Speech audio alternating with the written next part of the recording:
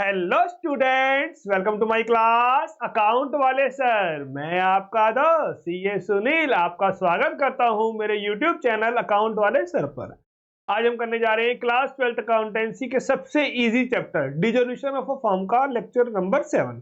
तो प्यारे बच्चों, अभी तक हमने कवर कर लिया है कॉन्सेप्ट फॉर्मेट एंड उसके बेस पे हमने 2 वीडियो में 4 क्वेश्चन कवर किए थे। तीसरी वीडियो हमारी बहुत ही ज्यादा इंपॉर्टेंट थी। हमने वहां पे एडजस्टमेंट कवर की थी, रियलाइजेशन एक्सपेंसेस की और पार्टनर्स लोन की। फिर उसके बाद हमने कुछ क्वेश्चन कवर किए 4th एंड 5th वीडियो में। लास्ट वीडियो भी हमारी बहुत ही ज्यादा इंपॉर्टेंट थी और हमने अपने 2 मार्क्स पक्के किए थे। ये एग्जाम में आता ही आता है, तो ये आपको अच्छे से करना है। आज की क्लास भी बच्चों बहुत ही ज्यादा इंपॉर्टेंट होने वाली है। आज की क्लास में आपको अच्छी अच्छी प्यारी प्यारी एडजस्टमेंट करवाई जाएंगी। तो आइए बिना देरी करते हैं स्टार्ट अकाउंट वाले सर के साथ। एडजस्टमेंट अच्छी अच्छी प्यारी प्यारी बच्चों में बैलेंस शीट दे रखी होती है। ये होती है डेटर की ग्रॉस वैल्यू और ये होती है नेट वैल्यू। प्रोविजन अपने आप में हम लायबिलिटी में दिखाते हैं इसको। जो चीज एसेट्स में माइनस होती है उससे हम लायबिलिटी में दिखाते हैं। प्रोविजन को हम प्यार से provision for doubtful debt, provision for bad debt, bad debt provision, reserve for doubtful debt, bad debt reserve भी प्यार से कहते हैं इसको हम लोग।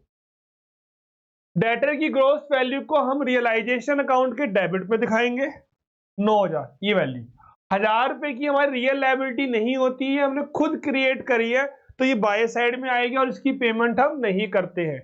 ग्रॉस वैल्यू को हमें डेबिट में दिखाना है। ध्यान रखना आपको 9,000 को दिखाना है, 8,000 का यूज नहीं करना है किसी भी एडजस्टमेंट में। डेटर की आपको 9,000 ही डेबिट में दिखाना है और एडजस्टमेंट में हमें 9,000 का ही यूज करना है। क्लियर है बच्चे यहां तक? और इसकी हम पेमेंट नहीं करते हैं। मशीनरी लेस कर रखा है हमने डेप्रिसिएशन, और या फिर इसको आप लायबिलिटी में दिखा सकते हो। सेम मशीनरी वाली वैल्यू रियलाइजेशन के डेबिट में आएगी और ये डेप वैल्यू वैल्यू क्रेडिट साइड पे आएगी और इसकी भी हम पेमेंट नहीं करते हैं। क्लियर है जी यहां तक? आगे देखिए, इन्वेस्टमेंट इन्वेस्टमेंट फ्लक्चुएशन रिजर्व। तो इन्वेस्टमेंट आ जाएगा डेबिट में और आईएफआर आ जाएगा क्रेडिट में। जी या तो जैसे लायबिलिटी में दे रखा होगा तो या तो ये आ जाएगा क्रेडिट साइड में। तो to investment by investment fluctuation reserve, हमने इन्वेस्टमेंट में जो उतार चढ़ाव हो रहा है एसेट्स की वैल्यू में, इन्वेस्टमेंट कर रखी है शेयर्स वगैरह में, तो पहले ही प्रॉफिट का पार्ट हमने अलग रख रखा है, तो इसकी भी हम पेमेंट नहीं कर सकते हैं। लेकिन एक चीज का आपको ध्यान रखना है, अगर इन्वेस्टमेंट गिवन नहीं है बैलेंस शीट में और सिर्फ आपको आईएफआर गिवन है, तो उस केस में आईएफआर को हम पार्टनर्स कैपिटल अकाउंट में क्रेडिट साइड में डिस्ट्रीब्यूट करते हैं, वो भी ओल्ड रेशियो। क्लियर है बच्चों यहां तक? आगे देखिए, अगर हमें स्टॉक दे रखा है लेस करते हैं स्टॉक रिजर्व। स्टॉक की वैल्यू ऊपर नीचे होती रहती है, तो उसके लिए प्रॉफिट का पहले ही हमने पार्ट अलग कर रखा है। सेम ट्रीटमेंट इसका भी। तो स्टॉक की ग्रोस वाली वैल्यू डेबिट में आएगी और रिजर्व वाली वैल्यू क्रेडिट साइड में आती है और इसकी भी हम पेमेंट नहीं करते हैं। डेटर को बच्चों हम प्यार से book debt, trade receivable, account receivable कहते हैं। स्टॉक को हम प्यार से इन्वेंट्री भी कहते हैं। आगे देखिए बच्चों, प्रोविजन फॉर डिस्काउंट। वैसे ये फ्यूचर में होने वाला प्रॉफिट है, इसे हम क्रिएट नहीं करते हैं, फिर भी कई बार एग्जामिनर दे देते हैं। तो प्रोविजन फॉर डिस्काउंट हमें लायबिलिटी माइनस कर रखा है, तो ये अपने आप में हो गया एसेट्स और एसेट डेबिट साइड में। और एसेट्स कहाँ आएंगी? डेबिट में आएंगी और क्रेडिटर की ग्रॉस वैल्यू बाय साइड पे आ जाएगी। इसे हम सेल नहीं करते हैं। प्रोविजन फॉर डिस्काउंट, हमें फ्यूचर में कोई प्रॉफिट मिलना है, हमने प्रोविजन क्रिएट कर रखा था, ये इसे क्रिएट करना अलाउड नहीं है, और ये सेल भी नहीं होता है। क्लियर है बच्चे यहां तक? आगे देखिए, बैंक ओवरड्राफ्ट, मिसिज लोन, कोई भी अदर लोन दे रखा होता है पार्टनर लोन के अलावा, वो सारे के सारे रियलाइजेशन अकाउंट क्रेडिट साइड पे आते हैं और इसकी पेमेंट डेबिट साइड में होती है। तो टू कैश होगा या टू पार्टनर्स कैपिटल अकाउंट होगा। क्लियर है जी यहां तक? आगे देखिए, इन्वेस्टमेंट बिल्डिंग मशीनरी ये हमें दे रखी है 5,000, 35,000, 10,000। तो इन्वेस्टमेंट एसेट्स आती डेबिट में है, जाएगी क्रेडिट में। या तो हम बाय कैश करते हैं या बाय पार्टनर करते हैं। तो ये डेबिट में आ गया 5,000, 35,000, 10,000। अब देखते हैं इसके बारे में। इन्वेस्टमेंट वर सोल्ड, सोल्ड या रियलाइज लिखा है तो हम बाय कैश बोलते हैं। डिसोल्यूशन में हम प्रॉफिट लॉस नहीं देखते हैं, बस ये देखते हैं बेचने पर क्या आ रहा है और पेमेंट पर क्या जा रहा है। तो हमने बेची है through broker and subject to brokerage of 500 या 10%। इन्वेस्टमेंट थी हमारे पास 5,000 की, लेस किया हमने 10% ऑफ 5,000, तो 4,500। क्लियर है बच्चे यहां तक? आगे देखिए, बिल्डिंग वर ऑक्शन फॉर 30,000, हमने नीलामी कर दी है। And auctioneer commission amounting to 1,000, बेचने पर कितना आया है 30,000 और कमीशन जा रही है 1,000, तो यहाँ आ जाएगा बच्चों 29,000 रुपए। क्लियर है जी यहाँ तक? ऑक्शन माने नीलामी। Machinery was sold for 8,000 at dismantling cost paid was 3। Dismantling cost, बहुत बड़ी फैक्ट्री होती है, फैक्ट्री में बड़ी बड़ी मशीनें होती है, लेकिन डोर तो छोटा ही होता है। तो जब मशीन को हम बाहर लेकर आएंगे या अंदर लेकर जाते हैं तो पार्ट्स में जाती है। तो जब अंदर बाहर से मशीन अंदर लेके जा रहे हैं तो उसे हमें असेंबल करना पड़ता है। लेकिन जब हम मशीन को अब खोल कर डिसमेंटल करना, मतलब पार्ट्स को अलग अलग करके ले जाना पड़ता है, तो उसे हम बोलते हैं डिसमेंटलिंग कॉस्ट। तो बेचने में पैसा आया 8,000 रुपए, जा कितना रहा है 300 रुपए, तो नेट अमाउंट आ जाएगा बच्चों 7700। क्लियर है जी यहाँ तक? आगे देखो, डेटर हमें दे रखे हैं 50,000 के, बैड डेप्ट होगी 5,000, या 5,000 out of sundry debtor were not recovered, या डेटर ऑफ 5,000 प्रूव बैड, या only 90% of debtor paid there due.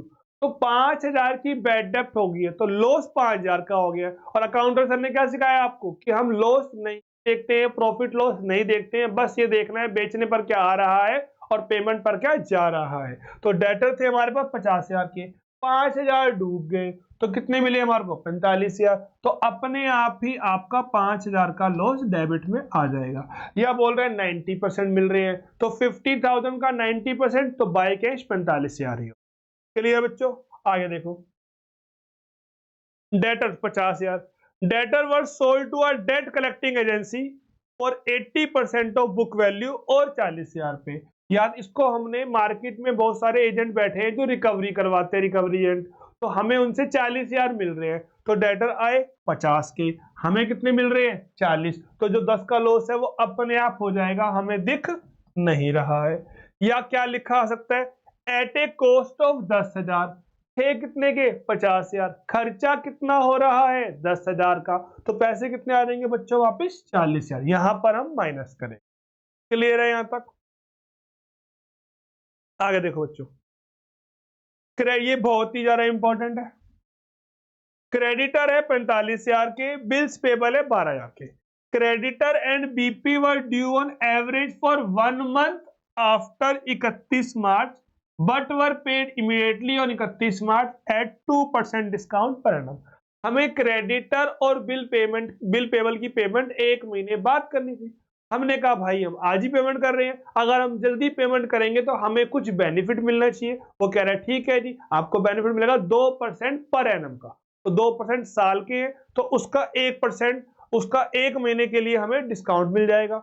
Liability credit में है, लायबिलिटी कहाँ आएगी, क्रेडिट साइड पे आ जाएगी। अब पेमेंट आती है इसकी 2 में। अब देखते हैं हम लोग, तो क्रेडिटर थे 45,000 के, डिस्काउंट का रेट है 2% पर एनम और 1 महीने के लिए इंटू 1/12, तो 75 आया। तो नेट अमाउंट देने थे हमने 45,000, डिस्काउंट है 75, तो पेमेंट आ जाएगी 44,925, 44,925।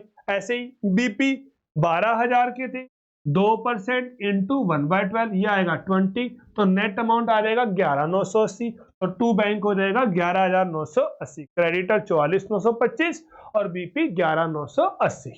पर एनम लिखा है इसलिए हमने मंथ बाय 12 किया है। डेटर हमें दे रखे हैं 20,000 के, प्रोविजन दे रखा है 2,000 का। अभी आपको सिखाया डेटर की जो ग्रोस वैल्यू है वो डेबिट में आएगी और प्रोविजन आएगा बाय साइड में। अब जो भी हमें एडजस्टमेंट में अमाउंट यूज करना है वो 20 को ही यूज करना है, 18 को यूज नहीं करना। क्रेडिटर है 30,000 के, तो यहां पर आगे बाय क्रेडिटर 30,000। क्लियर है बच्चे?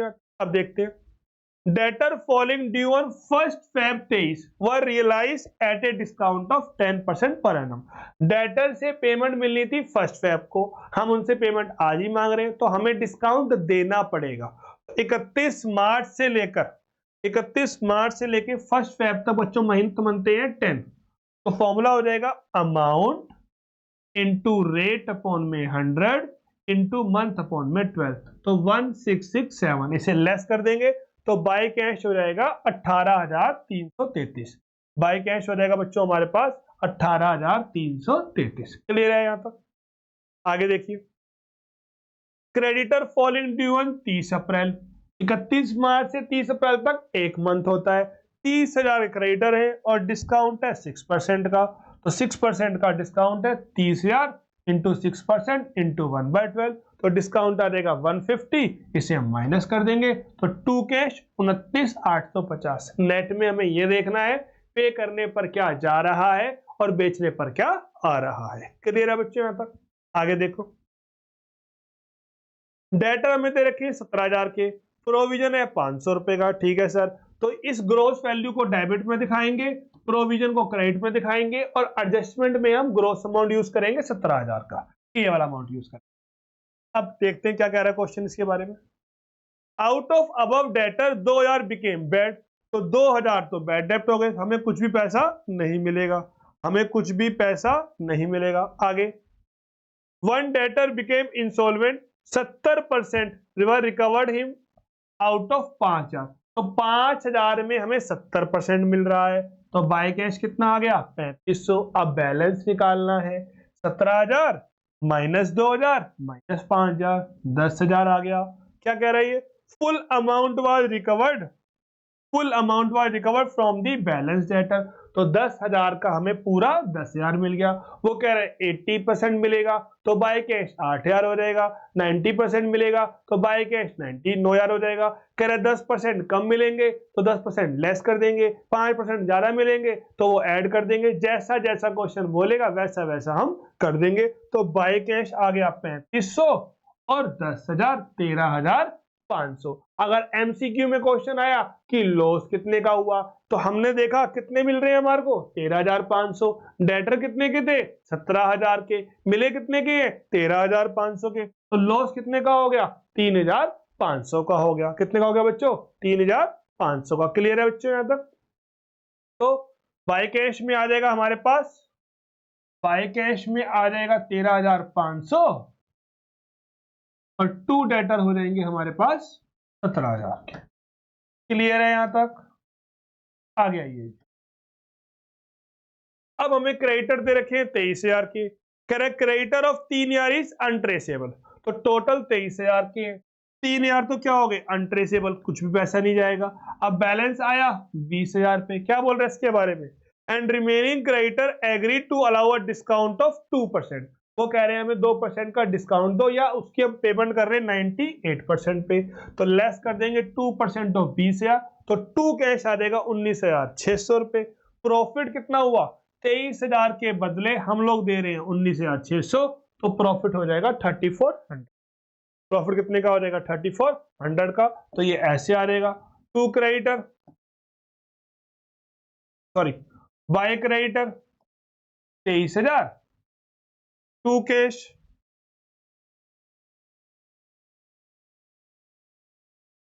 To cash 19,400 realisation.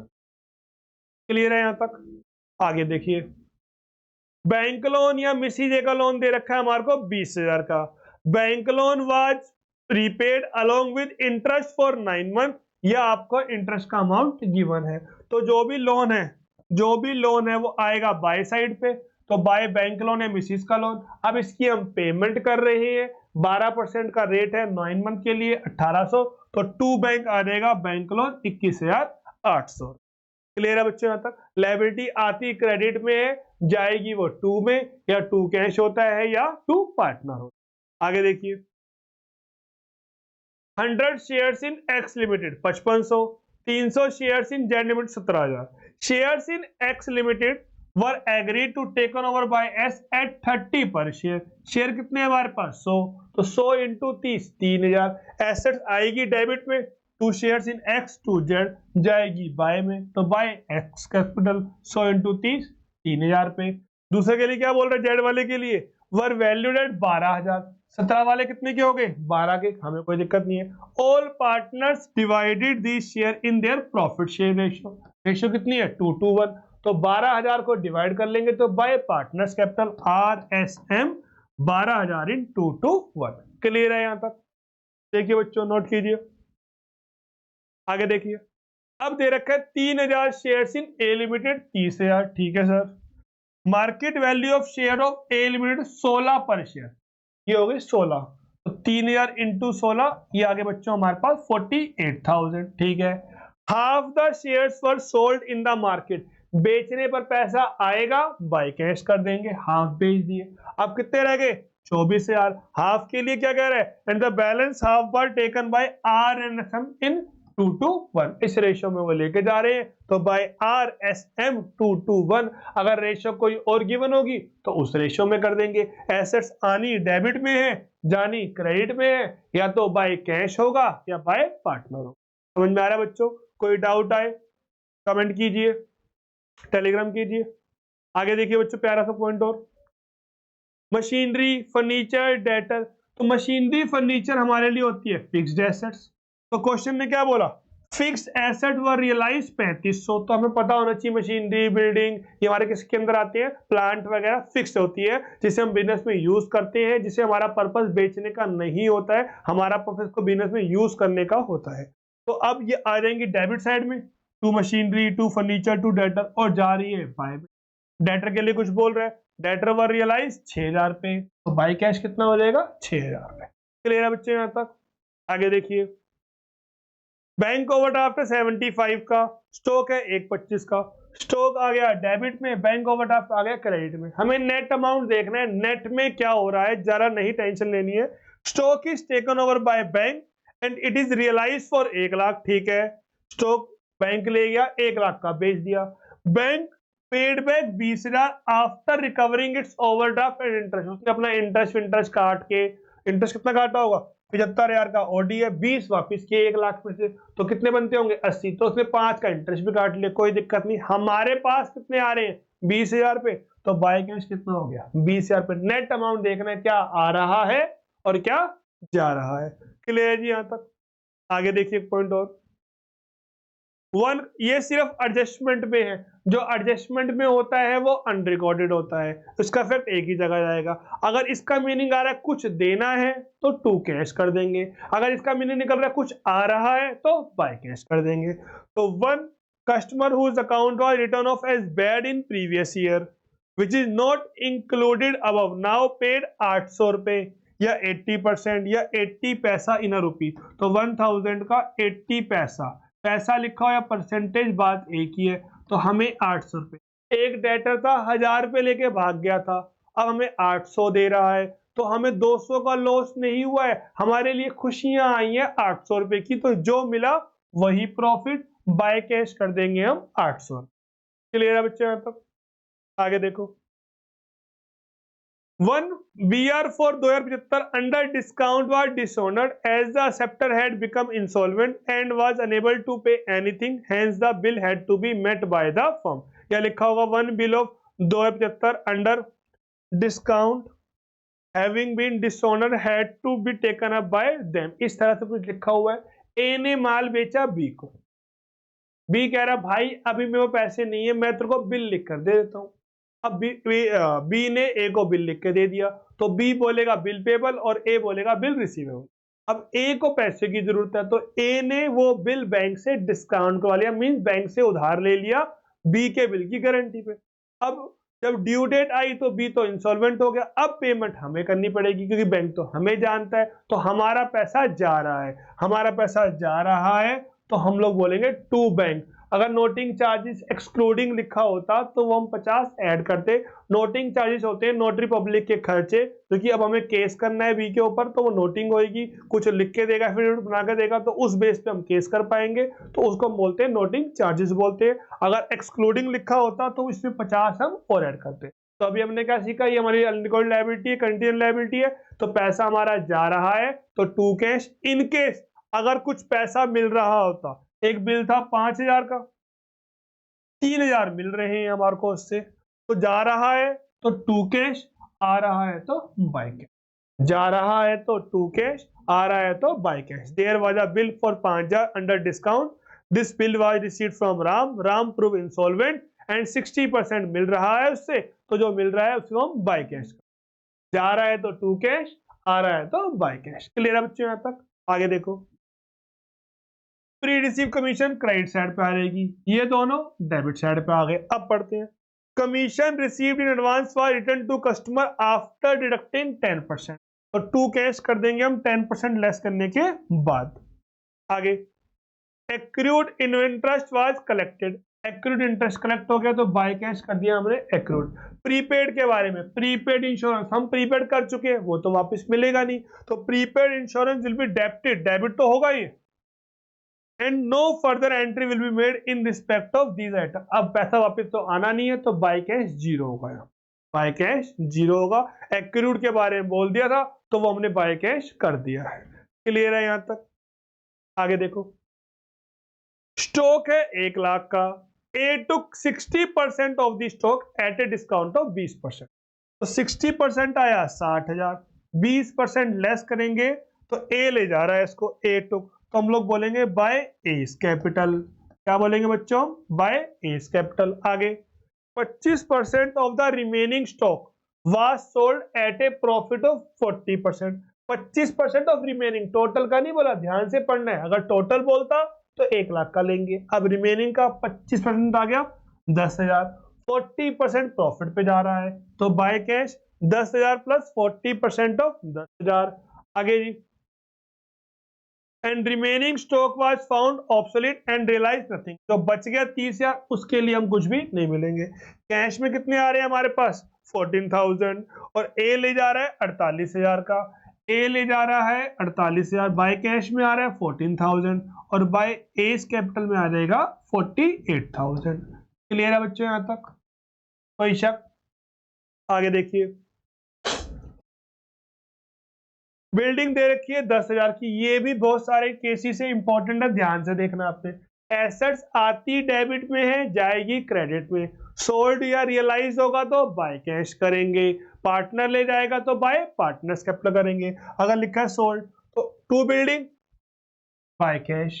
आगे देखिए, बिल्डिंग थी 10,000 की, टेकन ओवर बाय बी, और to building 10,000 by B capital 10,000, तो हमने याद कर लिया, बिकेगी तो बाय कैश, पार्टनर ले जाएगा तो बाय पार्टनर। अब देखते हैं जी, राम आ पार्टनर रियलाइज बिल्डिंग फॉर 8,000, तो बिल्डिंग आएगी डेबिट में 10,000, तो अब बाय राम नहीं रखेंगे, बिल्डिंग अपने आप थोड़ी उड़ती जाएगी, कोई पार्टनर ही बेचेगा, और बेचने पर पैसा आता है तो बाय कैश ही करेंगे, बाय राम का नाम यहां पर नहीं आएगा। आगे देखो, बिल्डिंग थी 10,000 की, building were sold to Q, अभी भी क्यू का नाम नहीं आएगा, पार्टनर है बेशक वो, क्यों बेची है तो बेचने पर हमें उससे पैसा मिलेगा, तो बाय क्यू नहीं करेंगे, हमने क्यू को बेचा है तो बेचने पर पैसा मिलेगा, तो बाय कैश 7,000 होगा, अभी भी क्यू का नाम नहीं आएगा, बाय क्यू नहीं करेंगे। आगे, अब हमने याद कर लिया, building was taken over bye Ram, sir अब तो टेकन ओवर लिखा आ गया, अब तो हम बाय राम करेंगे, ध्यान से पढ़ो। At a depreciation of 10% for cash, बेशक टेकन ओवर लिखा है लेकिन आगे क्या लिख दिया? कैश, तो बाय कैश करेंगे, यहां पर भी हम बाय कैश करेंगे, बाय पार्टनर नहीं करेंगे। डेप्रीशिएशन लिखा है तो उसको हमने लेस कर दिया, फॉर कैश लिखा, तो खाली टेकन ओवर लिखा होता तो बाय पार्टनर करते हैं, टेकन ओवर के आगे कैश लिखा है तो हम बाय कैश करेंगे क्योंकि फर्म को कैश मिल रहा है। क्लियर है बच्चों यहां तक? आगे देखिए, बहुत ही ज्यादा इंपॉर्टेंट केस है ये वाले भी, ध्यान से देखिए। अदर एसेट्स है 1,02,000 की, और to other assets 1,02,000, realise at a loss of 2%, तो बाय कैश 2% लेस कर देंगे, तो ये आ जाएगा 99960। आगे, realise at a profit of 5%, तो बेचेंगे बाय कैश, ऐड कर देंगे 5%। अब जो आपको ध्यान देने मेन चीज है, ध्यान दो, अगर नेट कलेक्शन लिखा होता तो हमारा फॉर्मूला होता है लॉस में रेट अपॉन में 100 प्लस रेट, और प्रॉफिट में होता है रेट अपॉन में 100 माइनस रेट। ये बातें हमने पहले भी पढ़ी हैं। फंडामेंटल में होता है बिफोर चार्जिंग, तो वहां होता है रेट अपॉन में 100 बिफोर में, और आफ्टर में होता है रेट अपॉन में 100 प्लस रेट। फिर हमने पढ़ा एडमिशन, रिटायरमेंट में, डेथ में, पीएसआर में, अंडर वैल्यूड, ओवर वैल्यूड। अगर वो ओवर वैल्यूड है तो फॉर्मूला होता है रेट अपॉन में 100 प्लस रेट, अगर अंडर वैल्यूड है तो फॉर्मूला होता है रेट अपॉन में 100 माइनस रेट। अब यहां पढ़ रहे डिसोल्यूशन में नेट कलेक्शन है तो लॉस का फॉर्मूला होता है रेट अपॉन में 100 प्लस रेट, और प्रॉफिट का होता है रेट अपॉन में 100 माइनस रेट। तीन ही जगह आएगा, आपको अच्छे से याद होना चाहिए। आगे देखते हैं, at a loss of 2% on net collection, अब लॉस है यहां तो माइनस करेंगे, लेकिन अब फॉर्मूला हो जाएगा रेट अपॉन में 100 प्लस रेट, रेट अपॉन में 100 प्लस रेट, तो ये आ जाएगा बाय कैश 1 लाख। अगर प्रॉफिट हुआ ऐड तो यहाँ पे करना ही करना है, इसका फॉर्मूला होता है रेट अपॉन में 100 माइनस रेट, तो इसको हम माइनस कर देंगे। तो ये आपको अच्छे से याद होना चाहिए। क्लियर है बच्चे, यहाँ तक नोट कर लीजिए, कोई डाउट है पूछिए। आगे देखिए जी, ये भी बहुत इंपॉर्टेंट है। सन्ड्री एसेट्स हमें दे रखी है 17,000 रुपए की, सन्ड्री एसेट्स हमारे को दे रखी है 17,000 रुपए की। B is to take over part of sundry assets for 7,200 being book value less 10%. B is to take over part of sundry assets for 7,200 being book value less 10%, और C ले आ रहा है remaining part at 90% less ₹100 allowances। इसको देखते हैं जी।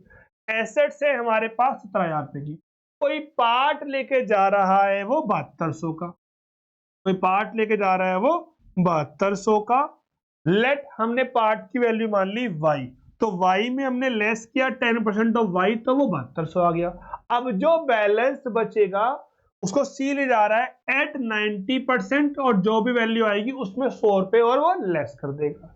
तो हमने late कर ली ये वाली वैल्यू y, तो y माइनस 10% ऑफ y 7200, तो ये वाली वैल्यू आ जाएगी हमारे पास 8,000 रुपए। अगर ये 8,000 है तो ये कितनी आ गई बच्चों 9,000, इसका 90% 8,100, 100 रुपए और लेस कर दो, तो बाय सीज कैपिटल 8,000 रुपए और बाय बीस कैपिटल 7200 रुपए। ये एडजस्टमेंट में बहुत बार आ जाती है बच्चों, कोई दिक्कत है तो टू एसेट 17,000 रुपए बाय बीस कैपिटल और बाय सीज कैपिटल। क्लियर है यहाँ तक? आगे देखिए, ये भी बहुत ज्यादा इंपॉर्टेंट केसेस है, वर्कमैन कंपनसेशन रिजर्व। अगर कोई भी एडजस्टमेंट नहीं है या खुद ही बोल रहा है no compensation is payable, compensation ही नहीं देनी है अपने वर्कर को, तो सारा का सारा रिजर्व हम पार्टनर्स कैपिटल में डिस्ट्रीब्यूट कर देंगे। तो by WCR old partner old ratio, old partner old ratio, by means debit, तो एंट्री हो जाएगी WCR account debit to S capital to B's capital to C's capital old partner old ratio. अब क्या बोल रहा है, कंपनसेशन आई है 5,000 रुपए की, तो जहां तक की लायबिलिटी है वहां तक के रिजर्व को हमें दिखाना है रियलाइजेशन में, और इसकी हम पेमेंट कर देंगे टू कैश। 15,000 का रिजर्व था, 5,000 की लायबिलिटी आई, तो 5,000 का रिजर्व चला जाएगा रियलाइजेशन अकाउंट के क्रेडिट में, लायबिलिटी ने क्रेडिट में जाना है और पेमेंट इसकी टू में हो जाएगी। अब प्रॉफिट बचा 10,000 का, 10,000 कैसे 15,000 माइनस 5,000, तो इसे हम डिस्ट्रीब्यूट कर देंगे ओल्ड पार्टनर ओल्ड रेशियो में। तो इसकी एंट्री क्या होगी, WCR account debit 15,000 to S capital to B's capital to C's capital और टू रियलाइजेशन। तो W से तो पूरा 15,000 से आएगा, A में 4, B में 4, C में 2 और टू रियलाइजेशन 5,000 पे। और अगली एंट्री क्या बन रही है, realisation account debit to cash account, realisation account debit to cash या बैंक अकाउंट 5,000 5,000। क्लियर है बच्चे यहाँ तक? आगे देखिए, अब पूरी की पूरी लायबिलिटी आ गई, तो पूरा का पूरा हम कहां ट्रांसफर कर देंगे, रियलाइजेशन अकाउंट में, और टू कैश पे कितना हो जाएगा 15,000। तो पहली एंट्री क्या बनी, WCR account debit to realisation account, और अगली एंट्री हो जाएगी realisation account debit to cash account. Clear है बच्चों यहाँ तक? आगे जी, अब लायबिलिटी कितने की आ रही है 18 की, तो रिजर्व तो पूरा 15 का दिखा दिया और लायबिलिटी कितने की आ गई 18 की आ गई। यहाँ पे पार्टनर का नाम नहीं आएगा, तो पहली एंट्री हो जाएगी WCR account debit to realisation 15,000 और रियलाइजेशन टू कैश 18,000। क्लियर है जी यहाँ तक? अब सिर्फ एडजस्टमेंट दे रखी है कि लायबिलिटी कितने की आई है हमारे ऊपर 5,000 रुपए की आई है, तो ये आ जाएगा रियलाइजेशन टू कैश 5,000, जितने भी कंटीजेंट अनरिकॉर्ड लायबिलिटी होती है उसको हम टू कैश। अब क्या बोल रहा है, a disputed claim of 5,000 of a worker for compensation which remain unrecorded, ना भी बोलता, जो सिर्फ एडजस्टमेंट में होता है वो क्या होता है अनरिकॉर्डेड, और सेटल कितने में हो रही है 3,000, तो आपको प्रॉफिट नहीं हो रहा है 2,000 का, जो दिया वही लॉस, तो हमें 3,000 देने पड़ रहे हैं, तो टू कैश 3,000, अनरिकॉर्डेड को अलग से बाय में रिकॉर्ड नहीं करते तभी तो वो अनरिकॉर्डेड है, तो नेट इफेक्ट आता है टू कैश या बाय कैश। अगर पेमेंट ज्यादा की हो रही है तो भी हम लोग क्या बोलेंगे टू कैश, ये लॉस ही है, चाहे पेमेंट ज्यादा की हो रही है चाहे कम की हो रही है, लायबिलिटी की पेमेंट कर रहे हो अनरिकॉर्डेड, तो जो दिया वो लॉस ही होता है, जो दिया वो लॉस।